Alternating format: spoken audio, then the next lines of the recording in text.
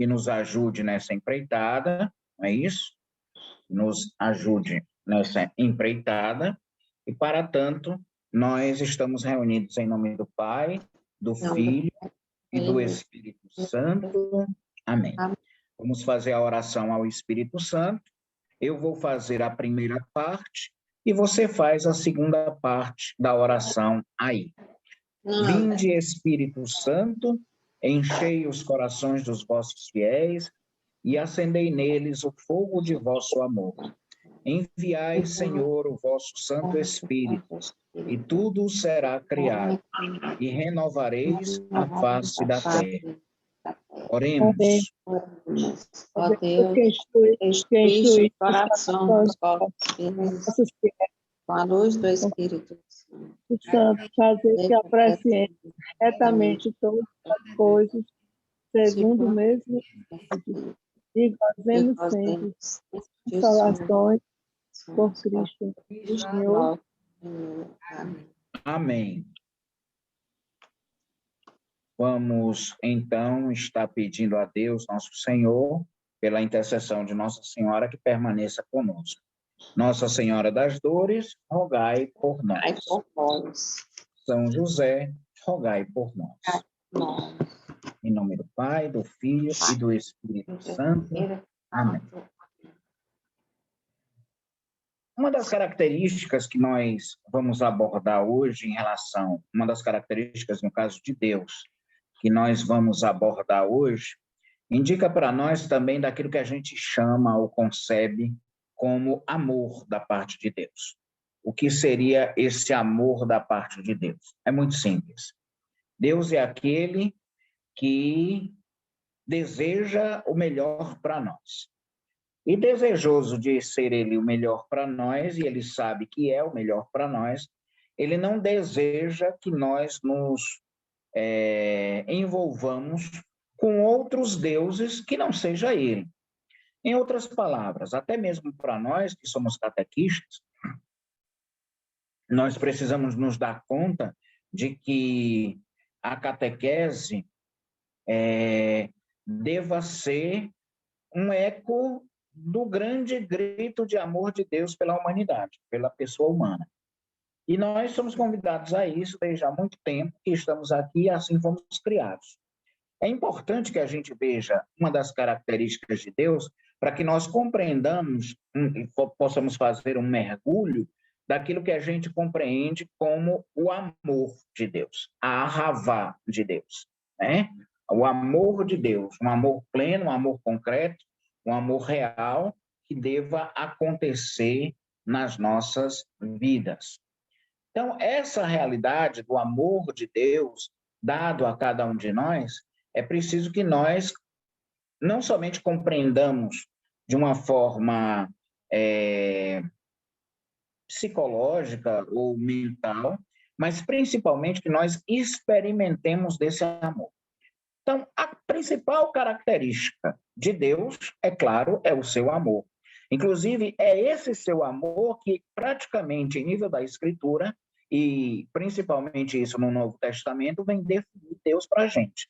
Deus, ele é amor. Então, não poderia fazer outra coisa a não ser amar. Porém, ele é um Deus que procede com aquilo que a maioria dos tradutores chama com uma palavra assim meio com panos quentes, que a gente chama de zelo, não é? O zelo que a gente tem, na verdade, grosso modo, de uma forma geral, poderia ser traduzido para nós como ciúme. Todo mundo que ama de verdade se enciuma. Não há quem ame que não tenha ciúmes.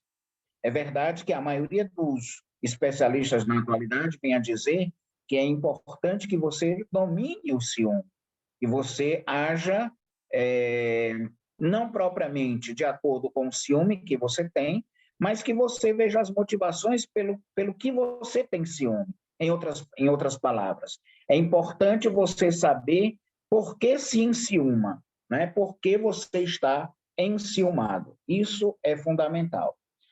Dentro dessa perspectiva, uma das características ligadas a esse amor de Deus ligada a Deus mesmo, que é amor por nós, é essa questão do ciúme. O que seria enciumar-se?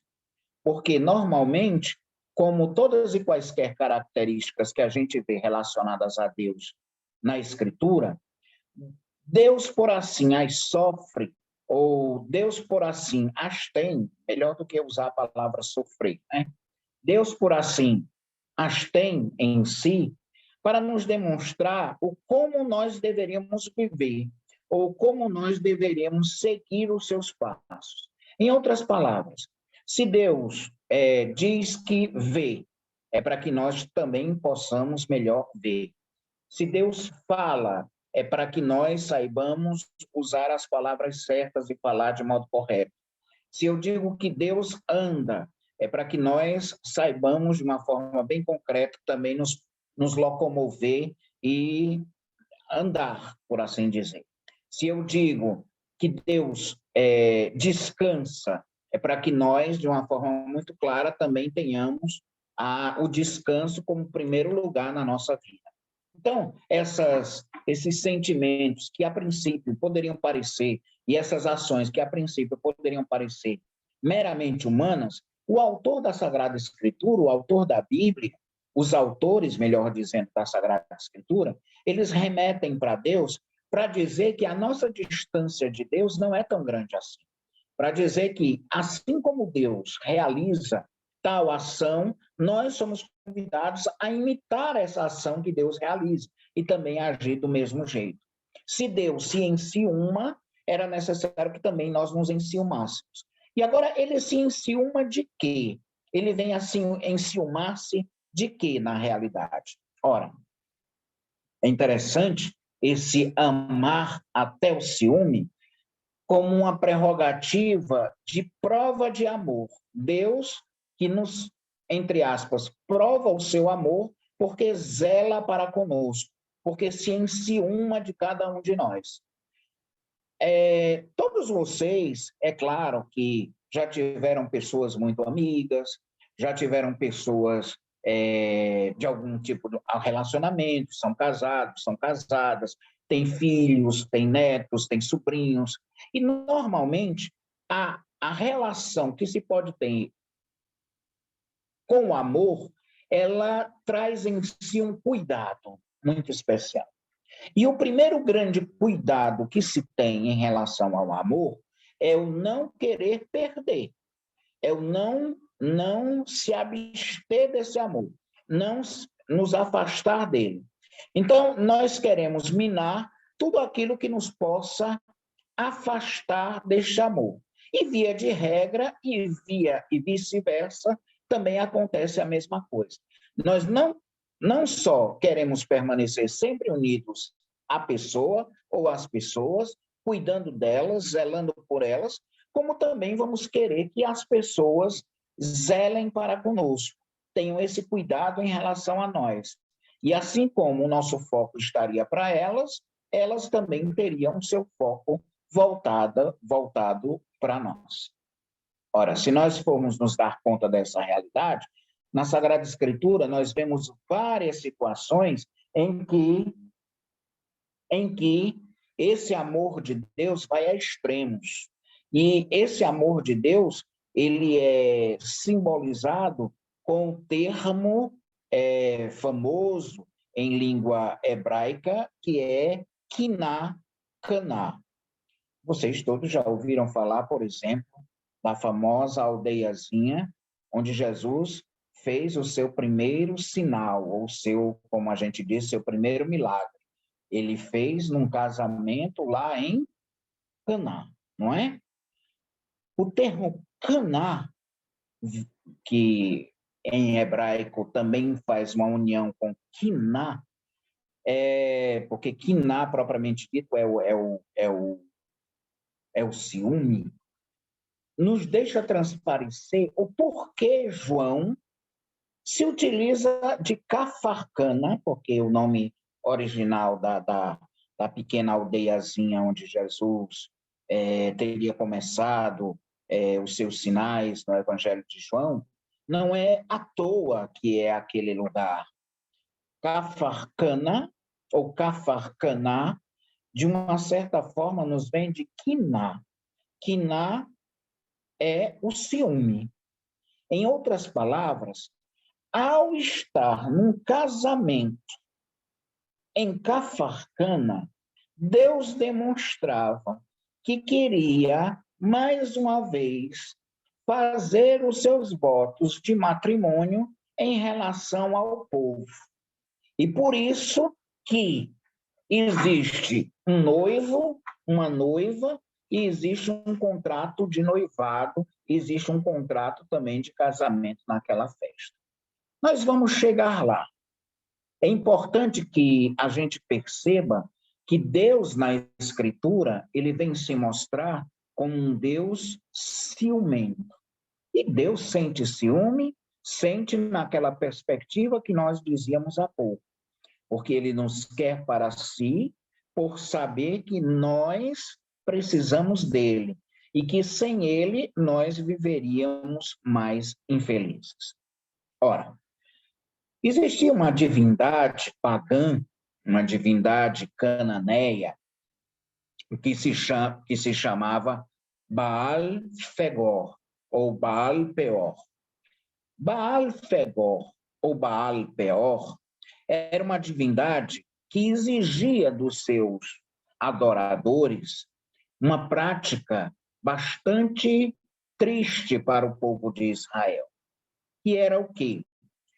O povo de Israel tinha no seu corpo aquilo que era mais sagrado, porque o corpo de um judeu, ele só poderia ser desnudo para a sua esposa, e o de sua esposa para o seu esposo. E esta divindade cananeia, chamada Baal-Fegor, que seria o senhor justamente como é que o piauiense, ele tem uma palavra para isso. Para saliência, pronto, lembrei. Para saliência, né? Dizer que uma pessoa é saliente. Menina, aquele velhinho é saliente, né? Ou velhinho saliente. Menina, aquela velhinha é saliente. Então, a gente usa muito essa expressão. Pois bem, o Baal-Fegor, o Baal-Peor, ele queria justamente ver as partes corporais das pessoas. Então, as pessoas eram levadas a ficar nuas, a irem tirando as suas roupas. Ora, isso era um dos pecados graves aos olhos do Deus de Israel, do próprio Deus que uma vez era o Deus de Abraão, de Isaac e de Jacó, e que um dia o próprio Jesus vem a chamar de Pai, e também nos ensinar a chamar de Pai, e que é o Pai eterno, como a gente diz, não é? Então, normalmente, era uma chamada abominação, isso. Por quê? Porque o Deus de Israel tinha esse ciúme, este caná, esta quina pela pessoa humana. Por quê? Porque ele queria que só a ele prestasse culto, que só a ele pudesse amar, que não se utilizasse de deuses tidos justamente como falsos e como enganadores. Então, o Deus de Israel era um Deus ciumento. A gente depois vai dar uma olhada lá no Evangelho para ver, inclusive, que essa palavra ela é trocada pela palavra zelo, né? Ela é trocada pela palavra zelo lá no Evangelho, para dizer o zelo pela tua casa me consome. No original em hebraico é o ciúme, a ira ciumenta que existe dentro de mim me consome. E até mesmo o termo ira na língua hebraica, se diz uma coisa bem prática, é quando você franze a testa e levanta assim o nariz. O meu está feio, mas dá para vocês verem. Então, o franzir a testa e o levantar o nariz numa atitude de raiva, esse é o verbo para ira. na língua hebraica, para ir. Então, o irar-se é o, como nós diríamos hoje em dia para o hebreu, o fechar a cara, o não sorrir, o ficar de cara fechada. Então, foi isso que, por exemplo, depois a gente vai notar em Jesus, em relação a quê? Em relação ao tempo. Mas a gente vai chegar lá. Eu queria que nós tomássemos um texto do livro dos Números. Um texto do livro dos Números. Se você puder tomar, o livro dos Números é um dos primeiros da nossa Bíblia, é um dos primeiros da nossa Bíblia, é o quarto livro da Bíblia, não é? É o quarto livro da Bíblia, e eu queria que você tomasse o livro dos Números. O livro dos Números é o quarto livro da nossa Bíblia, no capítulo 25. No capítulo 25.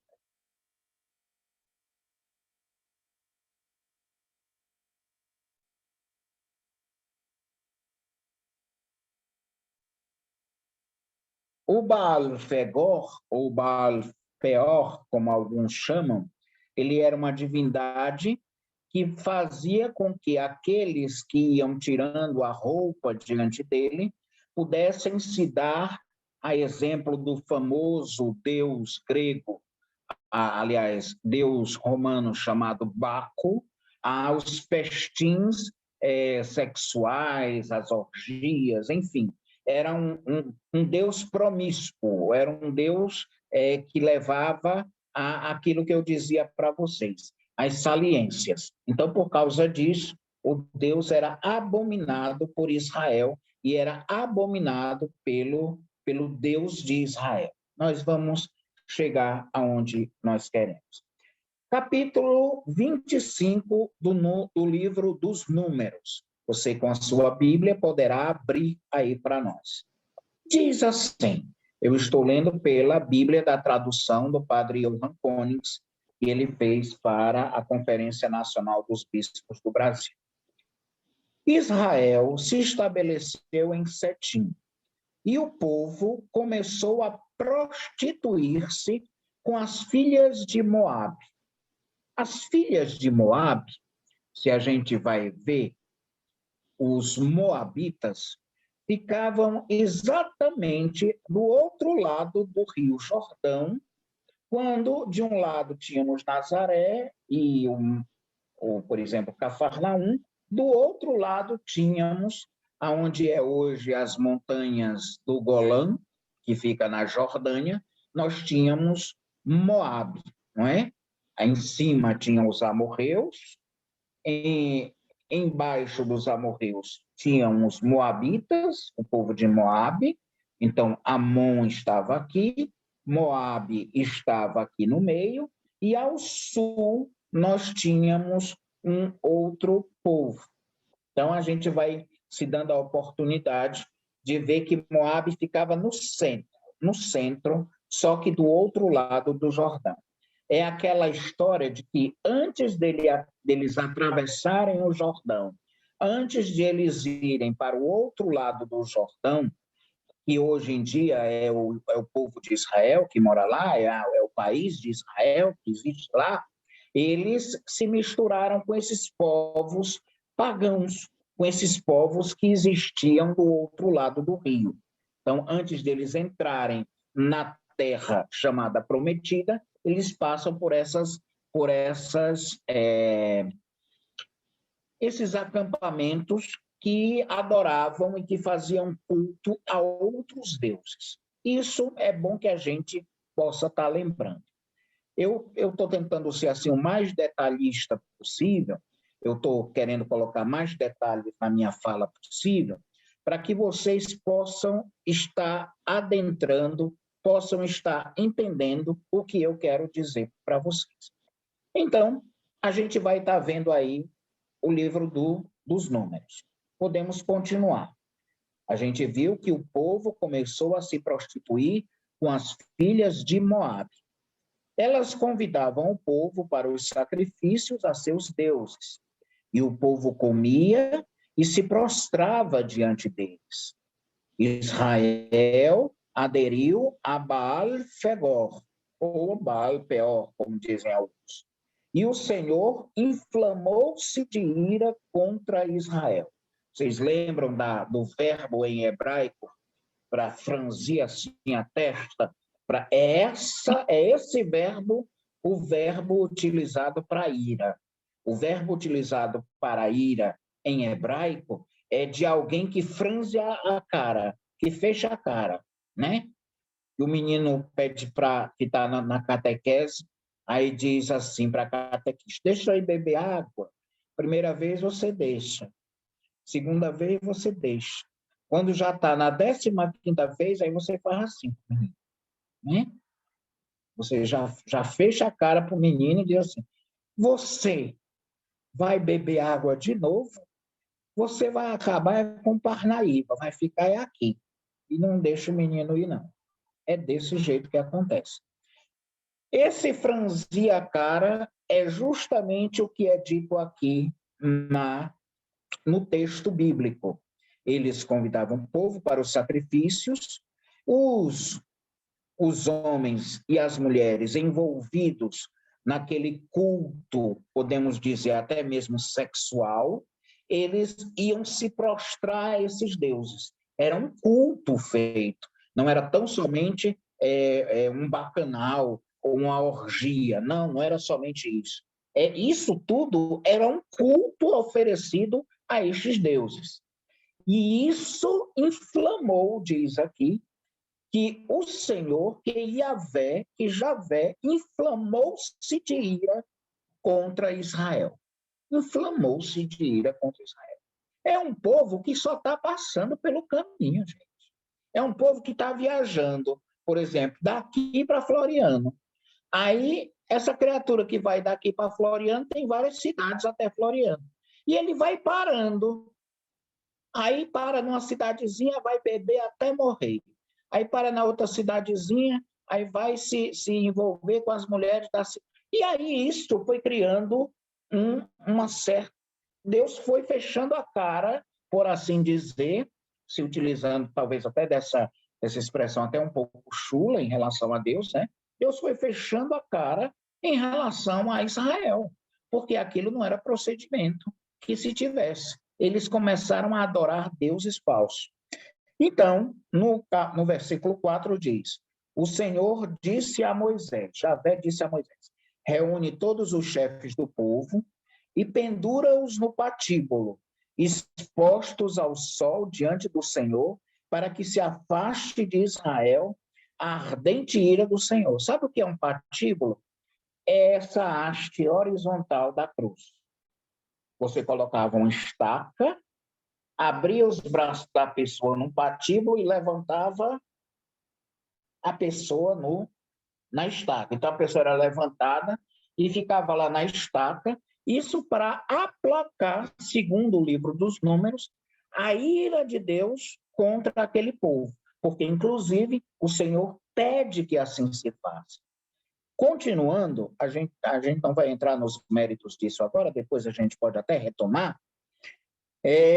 Continuando, diz aqui que Moisés disse aos juízes de Israel: mate cada um de vós os seus homens que aderiram a Baal-Fegor. Morte na Sagrada Escritura, primeiramente, não tem a significação de morte física. Primeiramente, tem uma significação de morte interior, espiritual. Então, dizer que estes homens vão morrer neste período poderia, obviamente, ser a morte propriamente dita, como nós a conhecemos. Matar seria matar mesmo, tirar a vida biológica. Mas também, por ser um texto teológico, significava dizer que aqueles homens não tinham mais ligação com o Deus de Israel, porque eles se prostituíram com aquelas mulheres. E por que eu chamo de prostituição que eles fizeram, e não somente de traição? Porque eles, enquanto povo de Deus, tinham já um senhor, tinham já um Baal. Quem era o Baal do povo? O Baal do povo era Baal Javé, era o Senhor Javé. O termo Baal, em cananeu, significa senhor e significa marido. Eu já até tinha dito outras vezes para vocês. Eu brincava até com a Margarete, brincava com a Aldeci, dizendo justamente assim, Margarete, você tem que dizer que o Zé Filho é o seu Baal. Então, Zé Filho, você é o meu Baal. E eu dizia, às vezes, também brincando com a Aldeci, olha, você quando se dirigiu ao Leonardo, é meu Baal. Por quê? Porque é o seu marido, é o seu esposo. O esposo, aquele que desposa, na verdade é Senhor. E sendo o Senhor, tem os mesmos direitos de Deus perante aquela pessoa. E quais são os principais direitos de Deus sobre a pessoa? De vida e morte. De vida e morte. Vale, meu Deus. O Zé Filho já quer matar ali a Margarete. Não vamos deixar, não. Deus o livre. Maria. Então, não pode acontecer. Então, essa questão do senhorio é muito própria.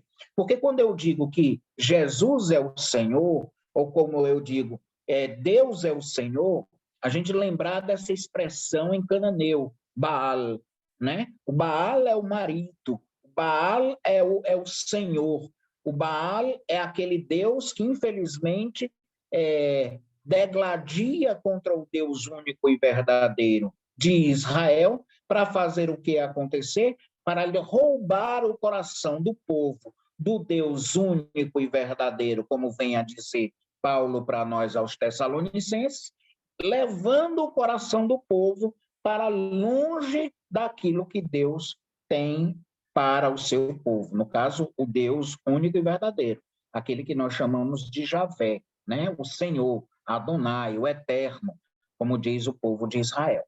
Então, é essa a proposta que a gente vai ter. Deus, ele queria ser aquele que nos desposasse. Deus, ele queria ser aquele que fosse o esposo do povo. E ele via o povo como uma esposa que estava se prostituindo com outros deuses. Em outras palavras, aquele povo que deveria ser fiel a mim, eles estão me traindo com prostitutas, com um outro Deus. Então, eles estão levando a si mesmos a um pecado gravíssimo, de separação extrema. Eu posso inclusive falar, não, eu tenho um afilhado lá em Fortaleza, eu tive até a chance de realizar o casamento dele. E o interessante disso tudo é que esse afilhado, muito bem apessoado, né, e tudo mais, os pais dele, desde pequeno, sempre a gente teve uma amizade grande, etc. Esse meu afilhado se engraçou, graças a Deus, por uma menina muito boa, por uma pessoa muito boa. E ele tendo se engraçado, se enamorado, como nós dizemos, por essa moça, né, ele quis realmente vir a casar com ela. Quis realmente. Só que ele tinha um pecado intrínseco na sua vida, e não é uma exposição que eu estou fazendo disso, porque, infelizmente, muitos dos jovens hoje passam pelas mesmas situações. Ele tinha uma compulsão em trair, uma compulsão na traição. É uma coisa triste, né? Principalmente para pessoas mais jovens que pudesse ter assim uma como é que nós poderíamos dizer?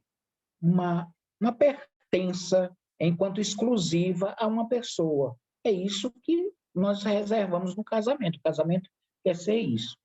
Então, ele pediu, teve um namoro até muito bom, conseguiu resistir durante todo o período do namoro, é claro, tendo os escorregões, mas não tão graves como eram os escorregões de antes, quando ele tinha outras namoradas. E aí, ele continuou se mantendo firme. Quando chegou ao noivado, e depois a gente vai até falar do noivado, né? Quando ele a tomou por noiva, noiva em hebraico, inclusive, se diz calá, né? Calá. Quando ele a tomou por noiva, as coisas foram mudando dentro da vida dele, a gente acompanhando, com o olho aberto e fechado. Como diz na minha terra, com o olho no gato ou no peixe, né? A gente diz assim, Eu acho que tem essa expressão aqui também, né? Eu acho que tem essa expressão aqui também.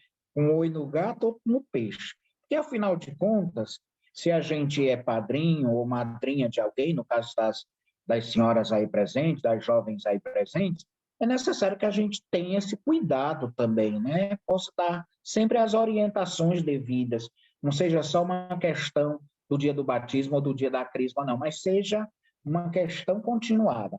Pois bem, eu sempre levei muito a sério isso e acompanhei direitinho e vi que as coisas estavam bem. Só que o pior acontece. Graças a Deus, ele veio a casar, mas toda a vida dele de antes voltou. Aí eu já não, eu botava a mão na cabeça, por quê? Porque de uma forma ou outra, as mulheres, perdoem-me os homens presentes, mas as mulheres, por serem mais sensíveis, as mulheres, por serem mais, podemos dizer, voltadas ao sensível, elas têm um quê de pertença e de fidelidade fantásticos, na minha visão. Né? Perdoem-me os homens se, por exemplo, eu estou ofendendo algum de vocês. Claro que todos vocês também, todos nós, de uma forma geral, nós queremos nos dar por completo. Porém, nas mulheres, a gente vê isso com uma noção clara de que dizer assim, vai ser meu esposo, vai ser meu noivo, vai ser, e pronto. E é claro, a gente tem exceções a isso, infelizmente. Temos, mas normalmente acontece assim. Ele caiu numa vida tão dizimada, tão terrível, que, inclusive por eu não estar no Ceará, não dava para fazer um acompanhamento muito próximo, né? O máximo que a gente tinha é como nós estamos tendo agora, os vídeos e os áudios. Então, ficava difícil esse tipo de relação. E eu vou já dizer porque eu estou contando essa história para vocês, fazendo uma ligação, inclusive, claro, com o próprio Deus. Fiz de tudo para ele largar as outras, porque se transformaram em outras, para dedicar-se à esposa e ao filho, até que o inusitado aconteceu. Porque mais dia menos dia, a coisa, infelizmente, vem à tona, né? E ele foi pego num local de baixo calão com ela, com a outra, pela esposa. E a esposa ainda estava com o filho no colo quando isso aconteceu. Não dá para você assimilar bem essa história. Então, ela sofreu muito, mas uma primeira coisa que vai demonstrar um amor real é o separar-se, na visão dela. Se me traiu desse jeito, com essa monta, num primeiro momento, ainda que depois possa até voltar, não sei, mas um primeiro momento eu preciso elaborar, eu preciso entender tudo isso que está acontecendo. E hoje ele vive numa, podemos assim dizer, meu Deus, numa tristeza só. Porque, de verdade, eu acredito que ele gosta dela muito, que ele a ama. Mas o seu amor, entre aspas, não foi um amor que o levou à fidelidade. Aí o amor é questionado, porque se o amor não é fiel, não é bem amor. E aí tudo vai se misturando na minha cabeça até para fazer ajuda. Com isso tudo que eu estou lhes dizendo como história real, inclusive tem acontecido comigo e na vida de algumas pessoas que eu conheço e de quem gosto, é para dizer exatamente de que a minha posição é uma posição muito parecida com a de Deus na história do povo de Israel.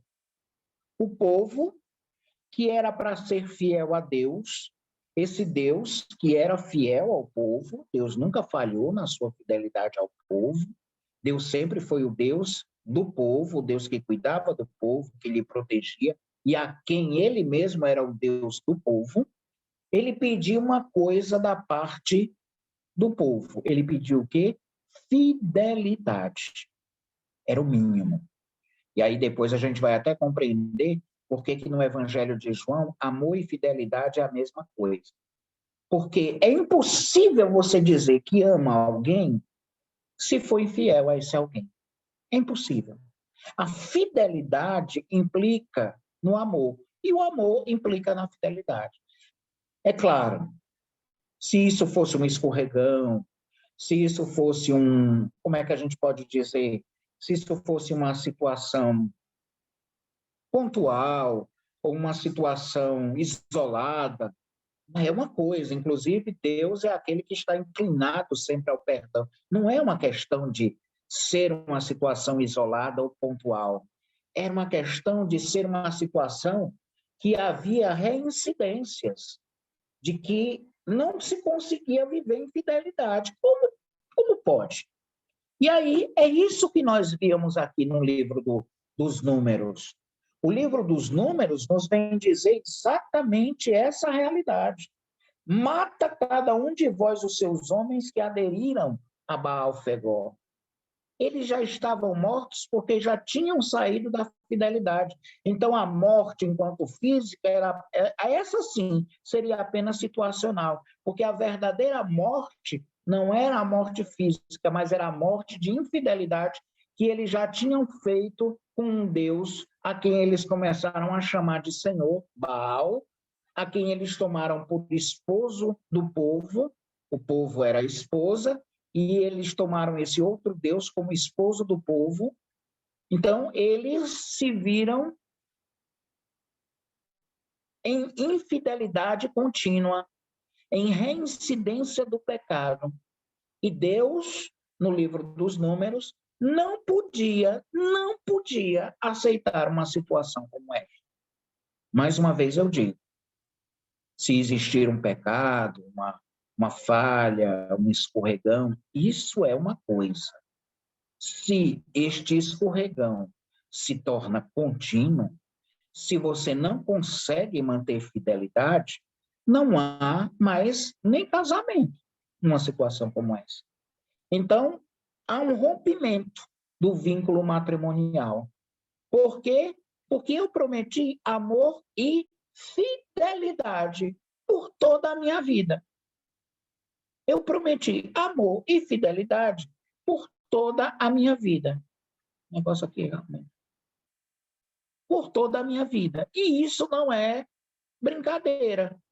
Então, é isso que a gente vai ver, o porquê essa esposa do meu afilhado ficou tão enciumada a ponto de se separar dele. Porque, num primeiro momento, você tem que impactar. Tem. Ele tem que ver o que é que pode perder. Ele tem que ver o que é que pode perder. E ele me dizia, inclusive, nesses dias, ele me dizia assim, o que mais me dói é ficar longe deles. Aí, perdoem-me a expressão, todos vocês, mas, diabo, para que tu foi trair? É essa, desculpem a expressão, não sou de... Mas é a questão da ira que a gente tem, de dizer, criatura, tu tinha uma família bonita nas tuas mãos, tu tinha um bom trabalho, tu está com uma boa casa, tu estava ganhando razoavelmente bem, tu tinha uma estrutura de vida boa. Perdoe-me de novo. Diacho, por que é que tu traiu desse jeito, seu peste, seu praga? É assim que eu acho. Porque isso, às vezes, é preciso de impactar. Às vezes pode ser estranho, mas é preciso. Mais uma vez eu digo, isso tendo acontecido de forma situacional, tendo acontecido de forma isolada, é uma coisa. Por quê? Porque, infelizmente, às vezes se é tendencioso ao pecado. Porém, não deveria ter acontecido nenhuma vez. Não deveria. Porém, se aconteceu, temos que fazer a medida. Aconteceu só uma vez, o povo tem chance de se reerguer, ou a gente destrói logo o povo? Era o que Deus queria fazer. Moisés, vamos fazer um negócio? Moisés vem no capítulo 11 aqui do livro. Moisés, vamos fazer um negócio? Olha, esse pessoal todo me traiu.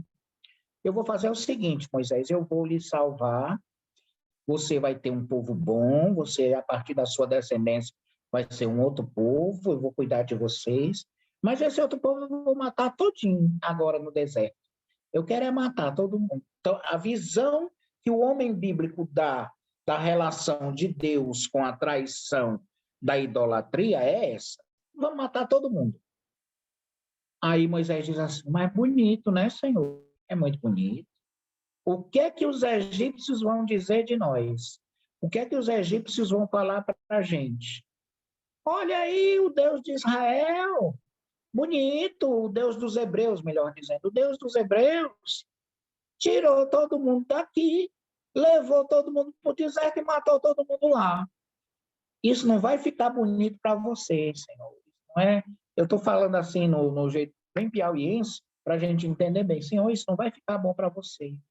O povo vai começar a falar mal de você porque você tirou todo mundo do Egito, da escravidão do Egito, para matar o povo aqui no deserto. Faça isso não.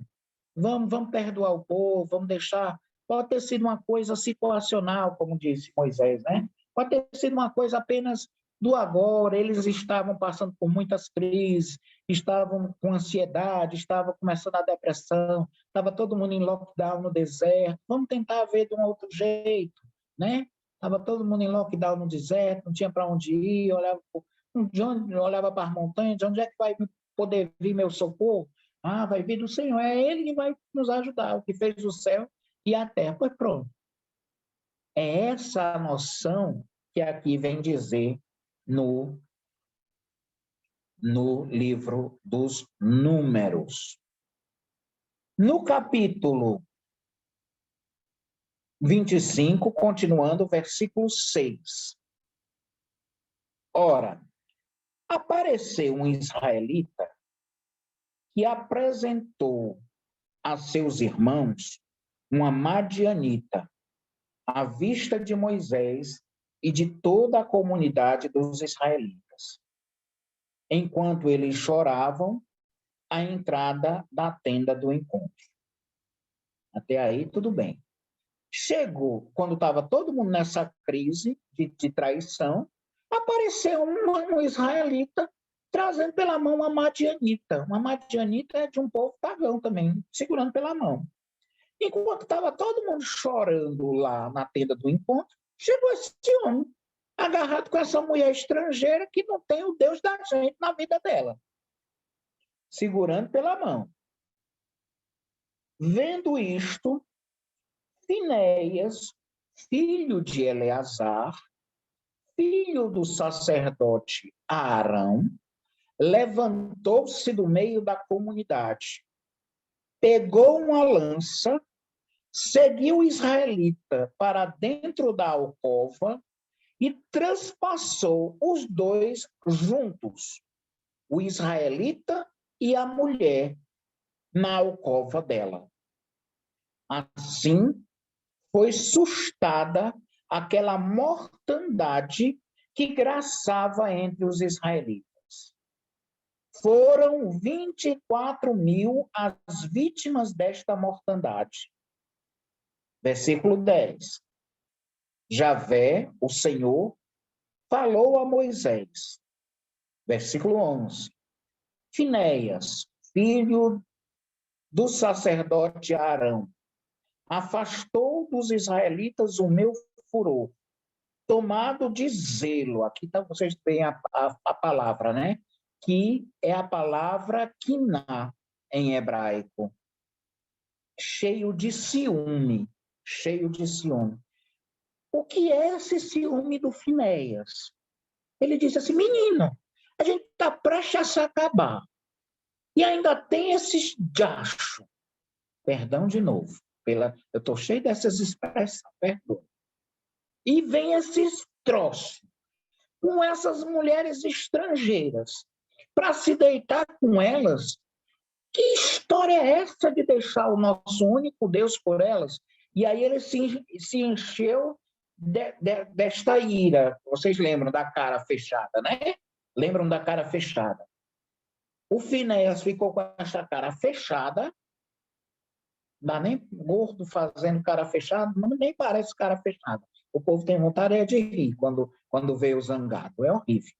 Nem para me zangar eu sirvo. É um negócio horrível. Porque quando eu quero me zangar, o povo começa a rir da minha cara. Aí não dá certo.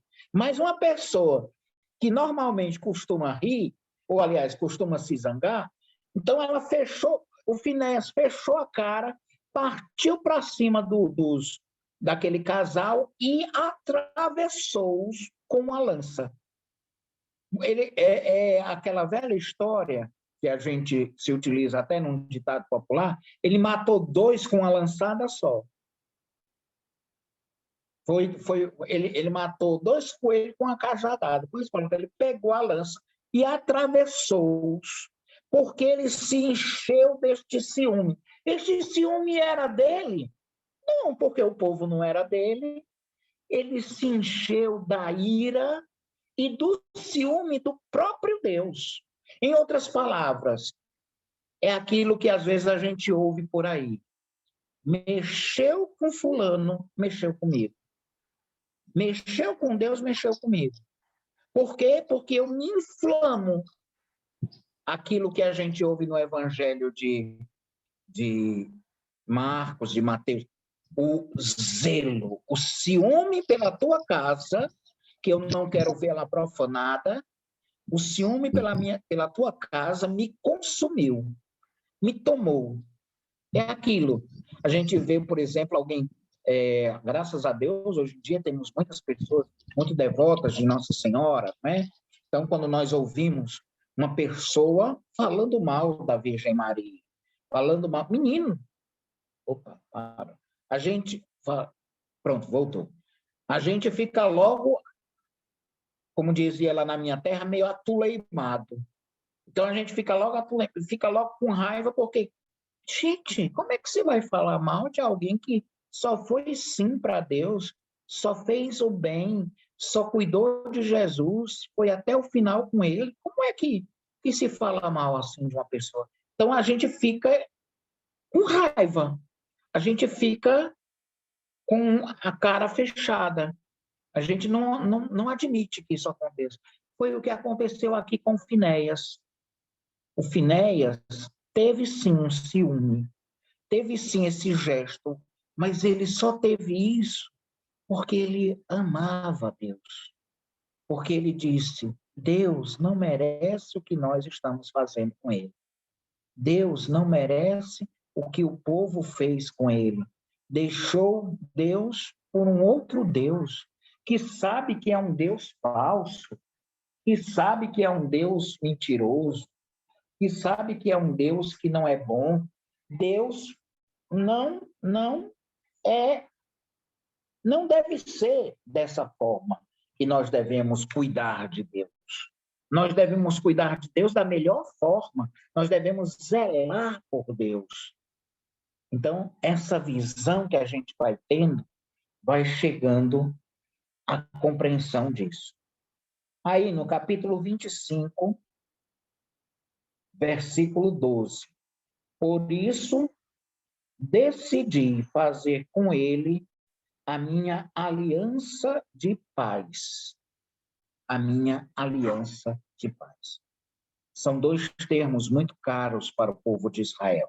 É o termo aliança, que a gente escreve berit, mas a gente pronuncia brit, né? Brit é a aliança, brit. Se escreve berit, B-E-R-I-T, berit. Porém, se pronuncia brit. É um termo caríssimo para o povo de Israel, é a aliança. E o que é a aliança? A aliança é Deus que será o meu Deus e eu que serei o seu povo. Eu devo cumprir a minha parte sendo o povo de Deus, porque Deus cumpre a sua parte sendo o meu Deus. Ele cumpre a parte dele. Muito bem, obrigado. Agora, ele exige que nós também cumpramos a nossa parte, sob pena de não termos a paz. O que é essa paz? Essa paz não é somente a paz que é traduzida da palavra shalom para nós, não. Não. Mais uma vez eu digo, a palavra shalom na Sagrada Escritura tem 23 significados. Então, é importante que a gente vá olhando para vendo que essa paz aí, ela está mais para aquilo que nos deixa plenos, aquilo que nos deixa cheios, aquilo que nos deixa transbordantes de algo bom. Então, em outras palavras, vem a dizer que Deus fez uma aliança que fazia com que o povo se tornasse cheio de novo dele, pleno de novo dele, na medida em que ele se arrependesse do pecado da traição, na medida em que ele se arrependesse do pecado do ir para longe daquele a quem ele disse que queria amar. Ninguém colocou uma arma na cabeça do povo, mandando ou obrigando que eles amassem e fossem fiéis a Deus, não. O povo fez isso porque quis. Mais uma vez eu digo, de uma grande amiga minha, infelizmente já falecida, lá nas Minas Gerais, já uma senhora idosa na época e muito sábia, ela dizia justamente assim: ninguém é obrigado a prometer nada, mas se prometer, tem que cumprir. Ela dizia. Isso é uma sabedoria. Ninguém é obrigado a prometer, mas se prometer, tem que cumprir. Era isso que Deus exigia do povo. Não era algo que o povo não pudesse dar. Era algo que o povo podia dar. E o que é que o povo podia dar? O seu culto, o seu amor. Era isso que Deus queria do povo. Ele queria reciprocidade no amor. Eu amo vocês, vocês me amam. Pronto. E esse amor recíproco implica em quê? Naquilo que João também vem afirmar para a gente no seu evangelho, como sendo a fidelidade. Então, eu vou ser fiel a Deus, porque Deus é fiel para mim. E ainda que eu não seja fiel a Deus, ele continua sendo fiel, como nos dizem as cartas de Paulo. Ele continua sendo fiel, porque ele não pode ir contra o que ele realmente é. E o que é que ele realmente é? Amor. E o amor em si é fiel. Então, se o amor em si é fiel, ele não poderia ser infiel. Não podia. Seria uma contradição que os gregos chamariam de antológica. Seria uma contradição contra o seu próprio ser. E Deus não seria autocontraditório. Se ele amava em fidelidade. Se ele dizia, é meu povo, até o fim. Se ele diz, não é mais meu, não é mais dele, acabou-se. Então, essa é a realidade. O Finéias toma aqui para si o mesmo sentimento de Deus. Gente, vocês já viram o que é que Deus fez com a gente? Gente, Deus nos livrou da mão do faraó. Eu estou assim abrindo um leque para dizer como poderia ser a fala do Finéias. Gente, Deus nos livrou da mão do faraó. Deus nos garantiu atravessar o Mar Vermelho. Deus nos deu a possibilidade, mesmo neste período de penúria pelo qual passamos, mas de não nos faltar nada. A gente somos aquele povo que nunca foi abandonado por Deus. Como é que nós fazemos isso com Deus? Como é que nós agimos dessa forma com Deus? Na primeira localidade em que tem umas mulheres bonitas para nós que adoram Baal Fegó, a gente começa a se relacionar com essas mulheres. Que história é essa? Na época, o relacionamento com as mulheres não era uma coisa inseparada do culto, não. Isso era o culto. Isso era o culto feito ao Deus que exigia que se fizesse dessa forma. Que exigia que se fizesse. Existiam outros deuses que pediam outras coisas. Por exemplo, o famoso deus Moloque, ele exigia que se queimassem crianças vivas. Na cabeça dos seus seguidores era assim. Então você tinha que pegar as crianças vivas, até uns 5, 6 anos de idade, e jogar dentro de fornos crematórios vivas. Pegava pela mão e pelo pé e jogava lá dentro do forno. E só ouvia os gritos das crianças. Que absurdo! Mas eram deuses pagãos. E que o povo de Israel não deveria se misturar com esses deuses. E aí, o que é que acontece? Se misturam. Dentro de uma noção clara que se chama a solidariedade social. Talvez para agradar aqueles com quem você começa a conviver, você deixa as suas práticas para se misturar às práticas de outra pessoa. Menino, quer ver uma pessoa mudar? Traga ela do interior para a cidade grande. Ela muda. É ou não é verdade? Quer ver uma pessoa mudar sendo jovem? Traga do interior para a cidade grande. A mistura com tudo aquilo, que, claro, há de bom, não há de se negar isso. Temos, graças a Deus, muitas coisas boas. A educação pode ser melhorada, o acesso, talvez, à questão da saúde pode ser melhorado, né? Tem coisas boas aqui, os bons amigos que podem ser, mas, gente, aqui também tem as coisas pior que pode existir. E eu não falo só de Teresina, eu falo dos grandes centros urbanos do mundo. Traga do interior. Por que é que existe, às vezes, uma resistência dos pais de mandar os seus filhos para a cidade grande? Porque, menino, chegou aqui, é um destroço. E é isso que estava acontecendo com o povo de Israel.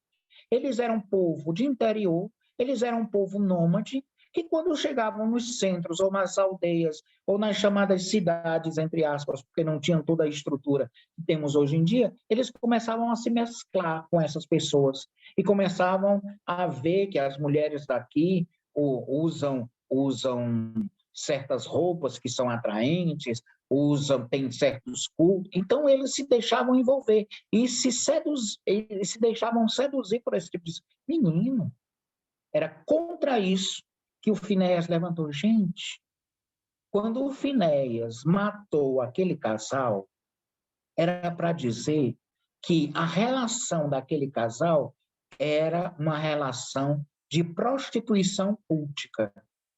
A mesma coisa que Oséias, no seu livro, vem a dizer para nós. A mulher dele era uma mulher que se relacionava com outros homens por dinheiro, como um culto feito a Astarté e aos deuses cananeus, e às outras deusas e deuses cananeus. E aí o Oséias fazia o quê? Perdoava, ia lá, pegava pela mão, trazia, vinha, volta. A ação de Oséias era de justamente até de que Deus não era aquele que ia se vingar contra o povo, não era aquele que queria realmente, mas que queria dar chance, que queria que fizesse acontecer, e por isso insistia naquele casamento, porque aquele casamento, na verdade, era uma projeção da relação do próprio Deus com o povo, porque Deus era fiel, como Oséias era fiel, mas Gomer, que era a mulher de Oséias, não era fiel, que era a imagem do povo, que não era fiel, de jeito nenhum, que não era fiel. Então, essa é a relação. É praticamente uma das coisas que a gente vai estar vendo que Deus, ele tem esse cuidado, que a gente possa ver essa dimensão do amor levado até as últimas consequências, que a gente pode estar chamando de quiná, de ciúme, a partir daí. Lembrem-se que o que é Caná? Caná é o ciúme. E por que é que Jesus faz o seu primeiro sinal num casamento? Numa cidade que se chama a cidade do ciúme.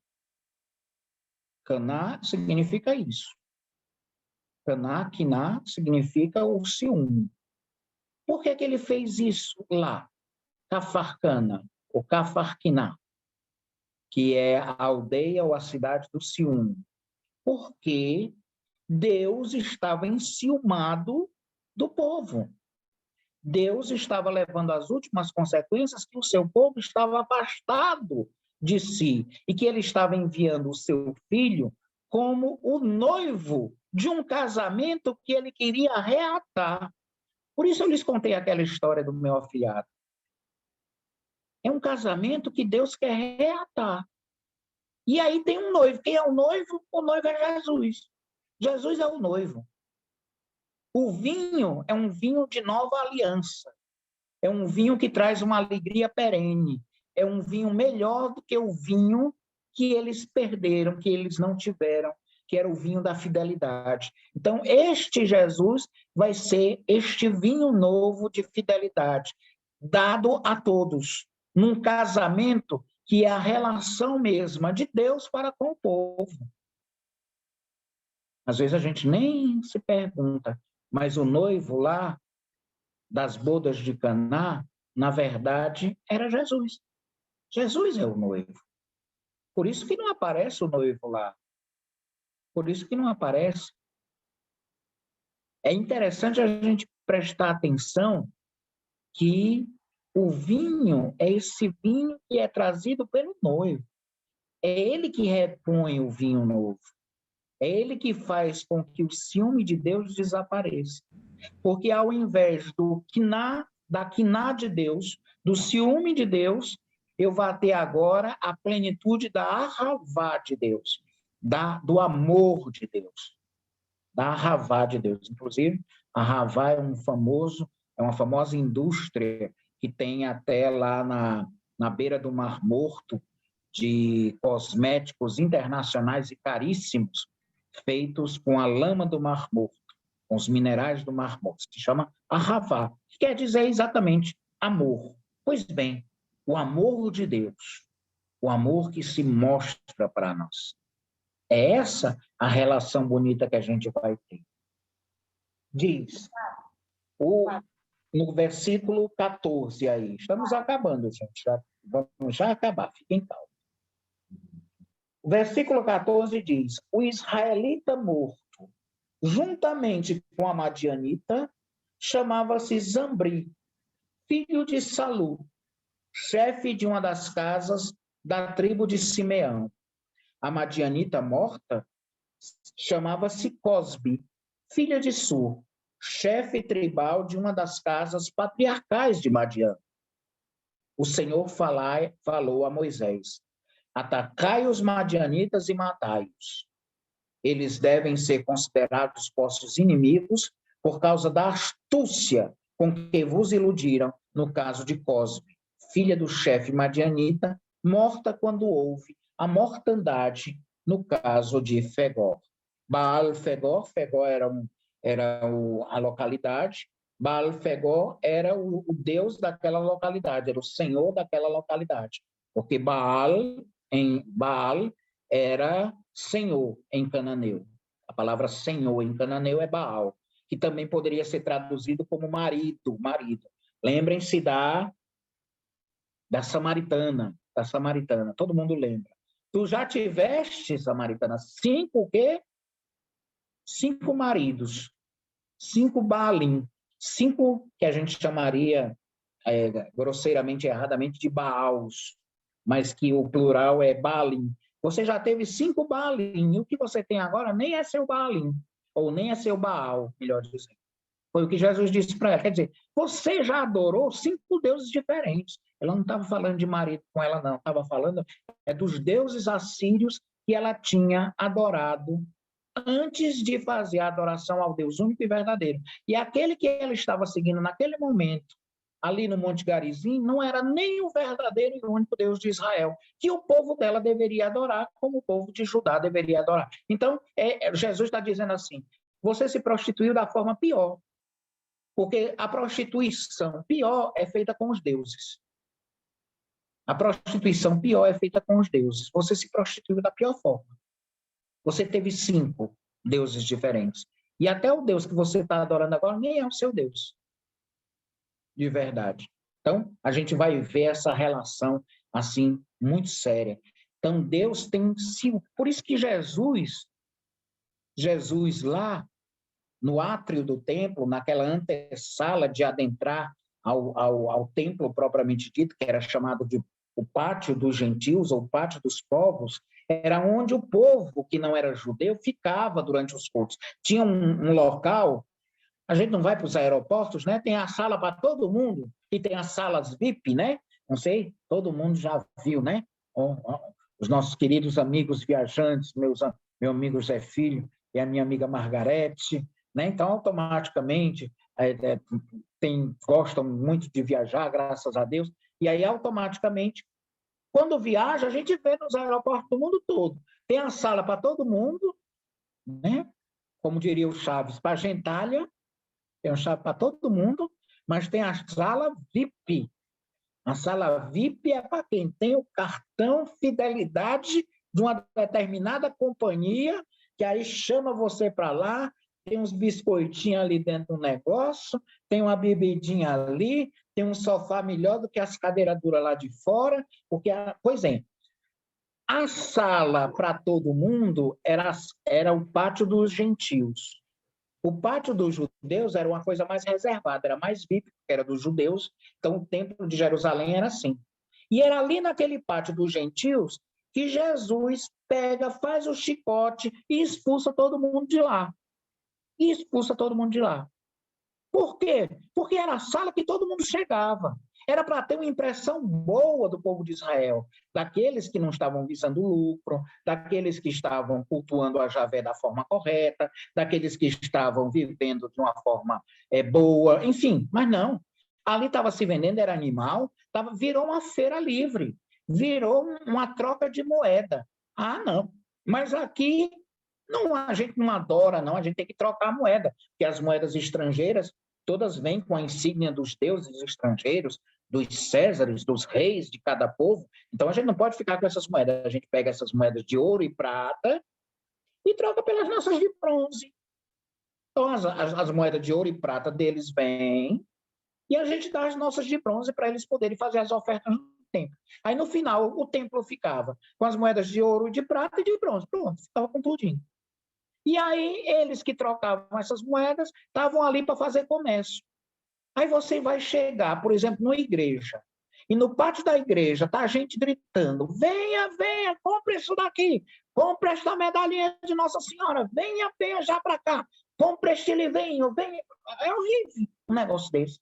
E eu vim para cá, foi para rezar, porque eu ouvi que o povo de Israel é um povo bom, um povo que reza. Eu vim aqui, foi para rezar, e esse pessoal está gritando, tem alguma coisa errada. Jesus ficou com a cara, lembrem-se do verbo, né? Ficou com a cara fechada. Jesus ficou com a cara fechada mesmo. E no momento em que Jesus ficou com esta cara fechada, de imediato pegou, fez um chicote com corda e começou a expulsar o povo de lá. Saiam já daqui. Por quê? Porque ele ficou enciumado por Deus. Vocês não devem fazer isso com Deus, não. Que história é essa?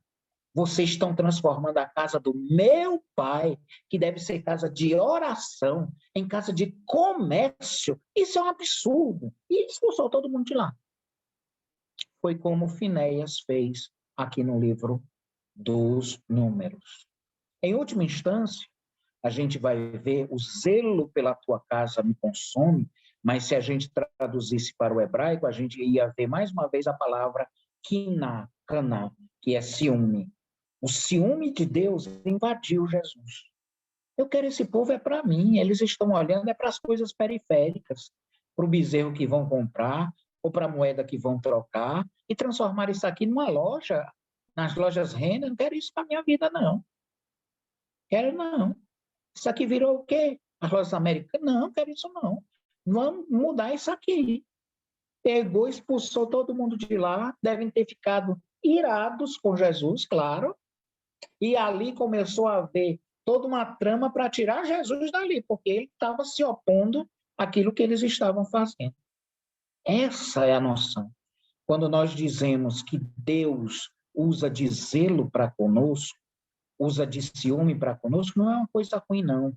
Não é nos mesmos moldes que a gente teria o nosso ciúme enquanto humano, mas é para dizer que Deus se enciuma por nós porque Ele nos ama, porque Ele tem amor por nós. Eu não vou ter ciúme de uma coisa que eu não gosto. Eu não vou me enciumar por uma coisa que eu não... Aí, é tão engraçado quando se é criança. Quando se é criança, a gente tem tanto ciúme do pai e da mãe da gente, que a mãe da gente diz assim: meu filho, vamos comer o mingau. Aí a gente diz: tá certo, mamãe, eu vou comer o mingau. Aí tem uma hora que a gente não quer mais o mingau. Aí a mãe da gente, esperta, com um olho no gato e outro no peixe, diz assim: se não comer, eu dou pro gato. Aí a gente olha assim pro gato, tá ali. A gente come aquele mingau todinho, fica bem gordinho. Aí, o que é que acontece? Por que é que a gente fez isso? Porque a gente teve ciúme da mãe da gente com o gato. Porque a gente não queria que desse para o gato. E aí, às vezes, a gente não entende como é que a gente cresce e se torna, às vezes, egoísta nos dias atuais. Às vezes, por situações como essa. Os pais, às vezes, vêm reclamar, não, meu filho, você é tão voltado só para... Mas você, às vezes, com essa noção, se não comer, eu dou para o gato, você transforma, às vezes, até o seu filho numa pessoa mais... Mas é por ciúme. A gente vai por ciúme, porque não quer ver o amor da gente, de alguma forma, misturado com o quê? Misturado com o do gato. Então, essa ira que existe na cara da gente, não vai dar para o gato, não. Nem que eu coma sem querer, mas eu como todo estingal. Mas ela não vai dar uma colher para o gato. É assim que se... Essa é a noção de... Mas Deus não age dessa forma. O amor de Deus é um amor zeloso, de verdade. Por isso que a maioria dos tradutores preferem usar essa palavra mais com panos quentes do que ciúme. Prefere usar mais a palavra zelo, né? A palavra zelo. E não a palavra ira, que é zaam, a palavra ira. Ou mesmo a palavra ciúme, que é kiná, em hebraico. Então, eles preferem usar a palavra zelo, aquela que, na verdade, é uma outra forma de dizer, só que com panos quentes. Meus irmãos, com isso, a gente quer dizer o seguinte: devemos tomar cuidado da nossa vida, sim. Devemos cuidar da nossa relação com Deus, sim. Porque Deus nos ama até este zelo extremo, até este ciúme. Ele não que tenha os mesmos sentimentos enquanto humanos, mas ele zela por nós, ele quer o melhor por nós. E é esse mesmo zelo que deveremos ter em relação às nossas crianças, em relação aos nossos jovens, em relação aos nossos adultos, na catequese. É este zelo que a gente deve também ter com a nossa família, ter com as pessoas que a gente gosta. Se nós vemos que as forças de um determinado amigo ou amiga está se desfazendo no álcool, na bebida alcoólica, a gente vai querer fazer tudo para ajudar este amigo. Se a gente vê que tem uma determinada pessoa passando por uma situação grave, a gente vai querer, de alguma forma, ajudá-la a poder reverter essa situação depressiva pela qual está passando. A gente, quando vê um casal amigo, um casal querido na vida da gente, se desmanchando por causa de... A gente vai querer... Isso é o amor. A gente vai se zangando, a gente vai se irritando contra tudo aquilo que combate isso, que combate essa história. E isso é fundamental na vida da gente. Se a gente aprende de que o ciúme de Deus, em última instância, não levou a nos punir, mas a se punir, a gente na quaresma, né? A se punir, aqui a cruz do Senhor, né? A se punir. O Senhor, podendo nos punir, ele se puniu por nós, para que nós pudéssemos reatar os nossos laços consigo. A sua ira teve um alvo, que não foi nós mesmos, mas foi a si próprio. Ele nos amou tanto que enviou o seu próprio filho para que todo o que nele cresce não perecesse, mas tivesse a vida eterna. Isso é um amor enciumado. Isso é um amor que vai até as últimas consequências. Isso é o amor de Deus. Ok? Deu para... Tem alguma dúvida? Alguém gostaria de perguntar alguma coisa? Não sei, mas eu acho que deu para que a gente pudesse entender um pouquinho dessa noção. Perfeito. E, padre, por isso que o Juan Cônigo tem um livro sobre o Evangelho de João, que é Amor e Fidelidade, né? O livro do Juan Cônigo, né? Tem um. Ele é Amor e Fidelidade, né? O nome do livro dele. Sobre o Evangelho dos dois grandes temas Tem um grande livro, eu estou pegando aqui na minha estante.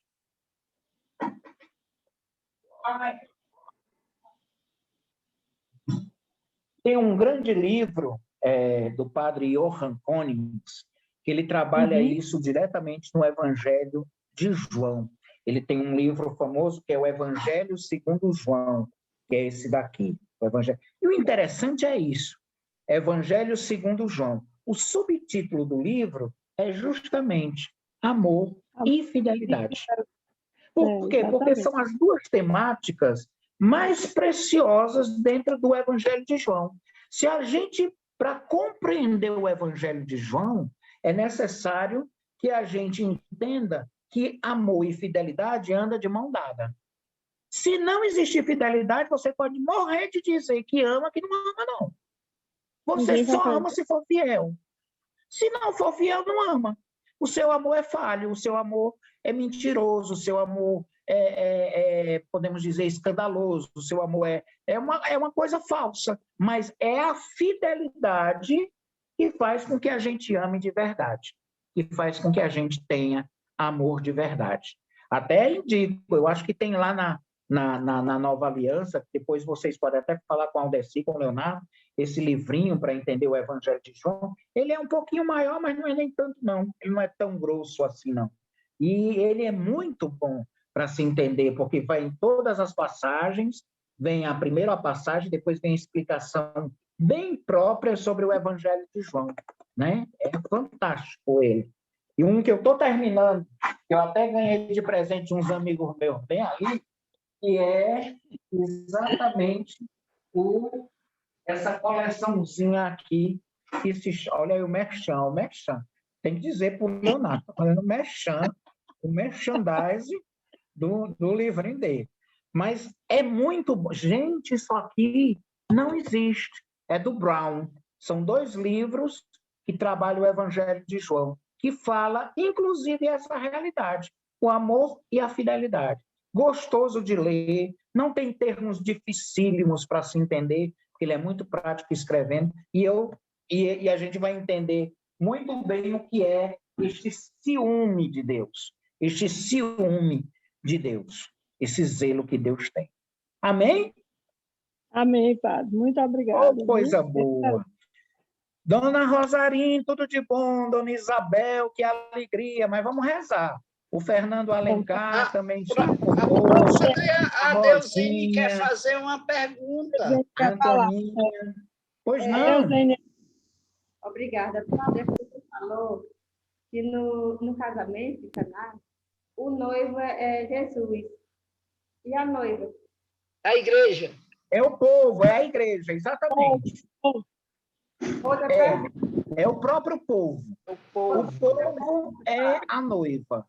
E o povo é Jesus. É interessante que a gente veja aquela história, não como a história tão simplesmente de um casamento que aconteceu no local, mas aquilo que ele quer mostrar, ou a mensagem por trás daquele acontecimento ou daquela história que nos demonstra uma outra realidade. É por isso que o final da passagem diz assim: este foi o primeiro sinal que Jesus realizou. Ele o realizou em Caná da Galileia. Mais uma vez ele diz aonde foi feito. Aonde? Na cidade do ciúme. A tradução é isso. Ele fez na cidade do ciúme, porque Deus se enciumou do povo. E ele quis reatar o laço que antes o povo tinha quebrado com ele. Ele quis reatar. E ele fez o quê? O vinho da alegria, o vinho da festa, o vinho das coisas boas acontecerem. Então, esse vinho novo,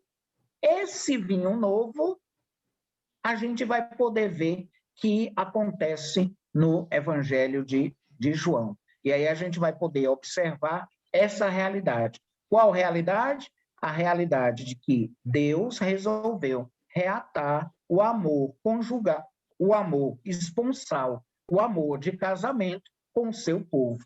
Por isso que o vinho que é trazido por Jesus é tão bom. Por isso que o vinho que é trazido por Jesus não é como um vinho que os outros às vezes faziam nos seus... Era um vinho diferente, era um vinho mais gostoso, porque era o vinho da verdadeira fidelidade, do verdadeiro amor. E Jesus é esse noivo do casamento de Caná. E é por isso que a gente tem um desfecho tão, podemos assim dizer, tão festivo. E diz assim, e ele o realizou em Caná da Galileia, e os seus discípulos creram nele. Quer dizer, não foi simplesmente os discípulos creram em Jesus porque ele transformou água em vinho, não. Não era isso, não. Era porque o vinho que ele estava dando em demasia agora para o povo era do verdadeiro amor de Deus que se relacionava com o seu povo, da qual ele, sendo noivo, se entregava pela sua noiva até a morte e morte de cruz. Padre, você falou também que Deus ele tem um amor ciumento, que ele se próprio, ou seja, ele não vai fazer com que as pessoas sofram, mas ele pega aquele sofrimento para si próprio, ele próprio se castiga, certo? Daí Ele o quê? Ele se castiga para não castigar aquele monte de gente. Ele traz as consequências do afastamento, não para que nós a soframos. É como se alguém que, por exemplo, vai ter uma explosão, aí você se joga na frente da pessoa, ou alguém atirou, então você se joga na frente da pessoa para que a bala, para que o projétil, para que a chama, para que a explosão não atinja a pessoa, mas lhe atinja por primeiro. Lhe atinja. E atingindo, você salva a pessoa. É isso. Eu entendi que... Tá certo, tá certo. Este amor... É isso mesmo. Este amor tão comparado ao amor da mãe e ao amor do pai. Sim, sim, é verdade. É verdade. Passa para a gente sofrimento, fica calado para não ver o filho ou o parente sofrer. Aí a gente sofre por ele.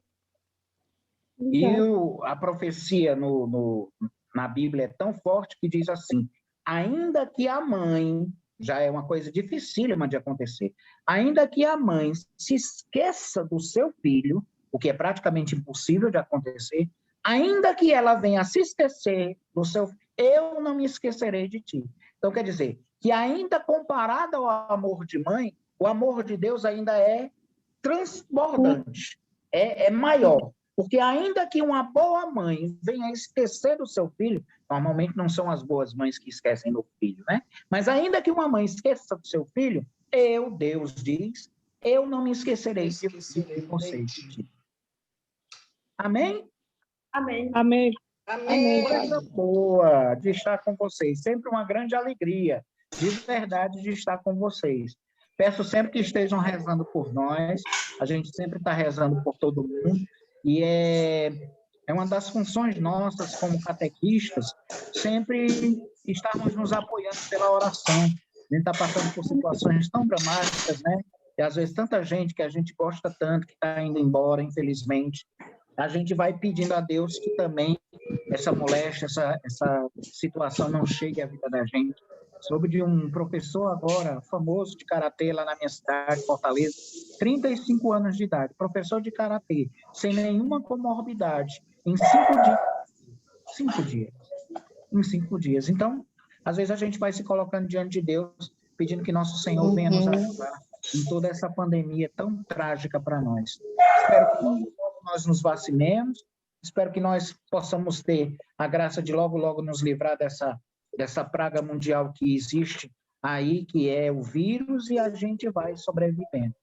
Rezem por mim. Vamos rezar um Pai Nosso, nos despedindo. Tá certo? Pedindo a Deus Nosso Senhor que nos acolhe. Vou rezar a primeira parte e vocês rezam a segunda parte. Pai nosso que estais no céu, santificado seja o vosso nome, venha a nós o vosso reino. Seja feita a vossa vontade, assim na terra como nos céus. O pão nosso de cada dia nos dai hoje. Perdoai as nossas ofensas, assim como nós perdoamos a quem nos tem ofendido. E não deixeis cair em tentação, mas livrai-nos do mal. Amém. Fico ainda feliz por estarmos no século XXI e a gente poder ter essa possibilidade de se ver, de eu ver vocês, saber que estão bem, né?